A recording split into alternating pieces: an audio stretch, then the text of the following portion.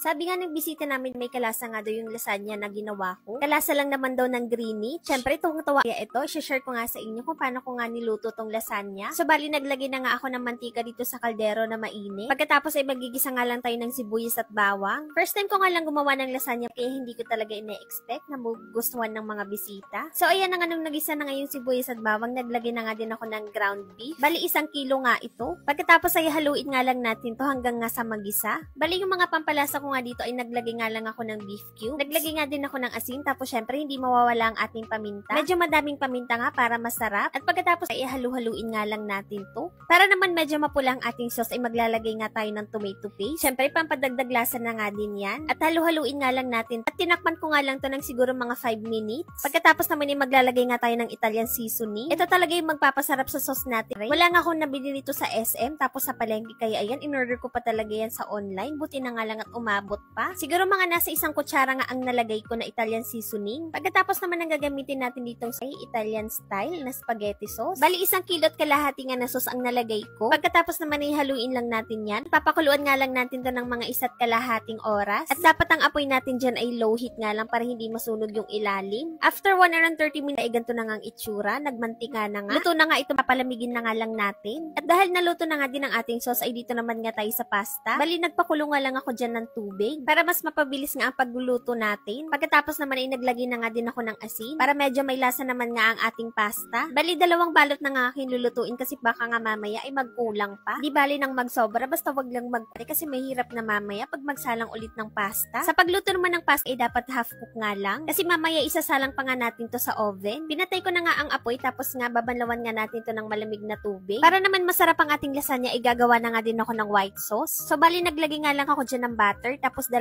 kutsarang harina. Haluin nga lang natin para nga mawala yung mga buo-buong harina tapos lutuin nga natin to ng mga 3 minutes. Maglalagay na nga tayo ng full cream na milk. Bali binuhos ko na nga dyan yung kalahati. Bali nasa 500 ml nga din yung nagamit kong gatas. At para may lasa naman ay maglalagay nga tayo ng asin. At maglalagay din tayo ng nutmeg powder. Para nga lalang sumarap ang ating white sauce. Low heat nga lang ang apoy natin dyan at halu-haluin nga lang natin hanggang sa lumapot. Huwag nga natin nilubayan ng halo para nga hindi masunog yung ilalim. At ayan, pwede na natin tanggalin sa apoy. Pagkatapos naman ay asikusin ko naman itong mga cheese na gagamitin natin. Bali 3 cheese nga ang aking gagamitin. Meron nga tayo ditong mozzarella cheese. May melted cheese din tayo at yung isang cheese na hindi nga natutunaw. At ito na nga ang exciting part, ang pag-a-assemble nga. Bali sa pinakailalim ay naglagay nga muna ako ng konting sauce. Pagkatapos ay maglalagay na nga din tayo nitong pasta. Ang galing nga lang kasi hindi ko na nga din kailangan maggupit. Kasi magkasukat nga lang yung pasta tapos yung pinaglalagyan. So, naglagay na nga tayo ng sauce tapos kinakalat nga lang natin ng maayos. Para nga pantay-pantay yung pagka-layer. Malapot ka masyado yung white sauce ko pero okay nga lang yan. At ikakalat na nga lang natin ng maayos. Nag-grate nga ako ng cheese dyan. Pero hinayaan ko na nga lang at tinuloy ko na lang din. At ito na nga yung pangalawang layer. Naglagay na nga din ako ng pasta tapos sauce. At ikalat nga lang natin ng maayos. At pagkatapos maglagay nga lang din ulit tayo ng pasta. Tapos sauce nga ulit. Nung malapit na nga matapos mga mare, napansin ko nga na parang magkukulang ang ating sauce. Tapos yung white sauce. Kukulangin na nga ako sa oras paggagawa pa nga ako. Kasi ang tagal nga gawin ng red sauce. Mga 2 oras nga. Kaya ayan yung last na paglagay ko ng sauce ay tinipid ko na nga lang. Para nga 2 container ang magawa ko. Kasi syempre kukulangin tayo pag 1 container nga lang. Kaya sa mga unang nakakain ng lasagna, swerte nga kasi sobrang daming ang sauce yun. At hindi tinipid. Pagkatapos, bali 3 klaseng cheese ay pinaghalo-halo ko na nga lang dyan. At ayan na nga ang ating lasagna mga mare. Ready to bake na nga yan. Nag-preheat na nga din ako ng oven. Bali nilagyan ko nga pala ng foil yan ng mga 1 oras. After 1 hour nga, ito na nga ang ating lasagna. Sobrang bango niya. At nakakatakam talaga. Tignan nyo naman yung sauce. Hindi talaga tinipid.